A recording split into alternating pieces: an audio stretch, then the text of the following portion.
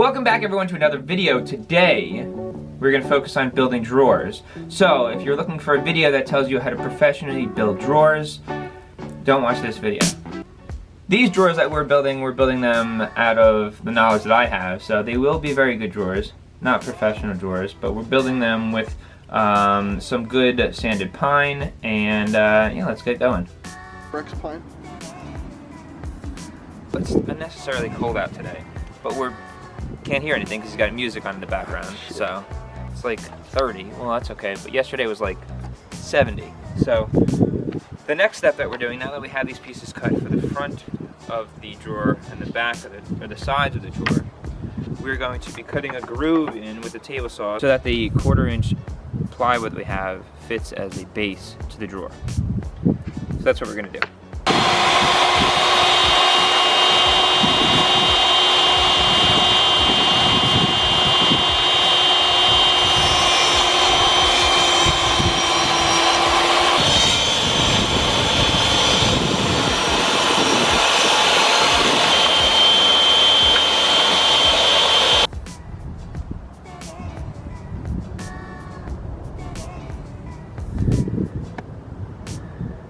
The bottom piece that we cut out of the 1/4-inch plywood, and we have the grooves that we made on all of the pieces. We're going to test fit it first to make sure it fits in everywhere, and then from there we'll be able to glue it and nail it together. Now that everything is cut, I made sure that I test fit the drawer before we glued it. After everything was good, we made sure that we glued every single side when we were putting the drawer together, including the base and the sides, and I used a brad nailer to nail everything in. Once everything was dry and secure, then I used this wood as a template to make sure that my drawer slides going in were perfectly square and level in the inside of the cabinet. As you can see here, I lined it up with the edge of the cabinet and then secured it in place. So now that we got the drawer slides mounted and flush in here, I put them on both sides, and now we have to make sure that the cabinet's good, so we'll push these in, and then, oh yeah, there we go.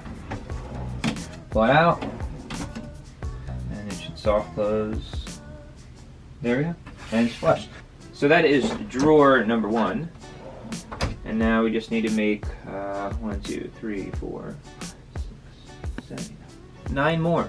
So after I put all the drawer slides in and made sure they were level, I started putting all the drawers back in to make sure that they slid in and slid out with no issues. So here I am doing the one underneath the sink, and then I did the other in the center, and the last one that I did was the one underneath the stove top.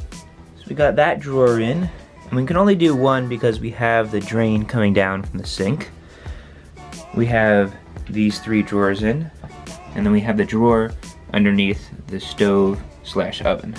Then as we move over to this side, it is a little dirtier, but we are going to make a drawer, a big thick drawer down there for the garbage cans, and then here's the drawer up top.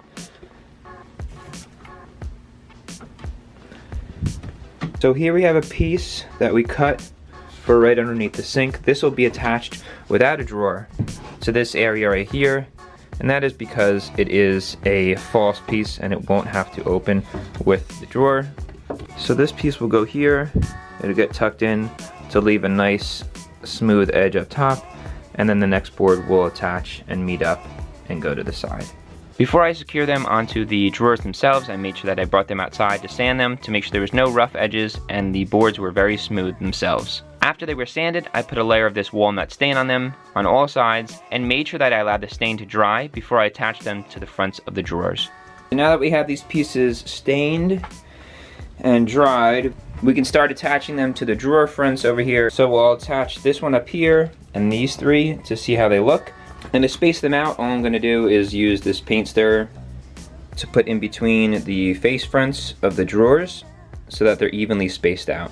So here I am just using that paint stirrer, like I said, as a guide to make sure that they're evenly spaced out while securing them from the inside of the drawer. So here we have the face on that one, and then these 3 drawers here as well. We need to make the face fronts for here, as well as underneath the stove top. So this is what it looks like with these drawers in and the face plates on them. We are going to wait until that all dries so that we can polyurethane the whole drawer. We did get that caulk silicone in the corners there, so that is completely finished up. The sink is permanently mounted, and so is the faucet permanently mounted. So this whole kitchen area is pretty much coming together very nicely.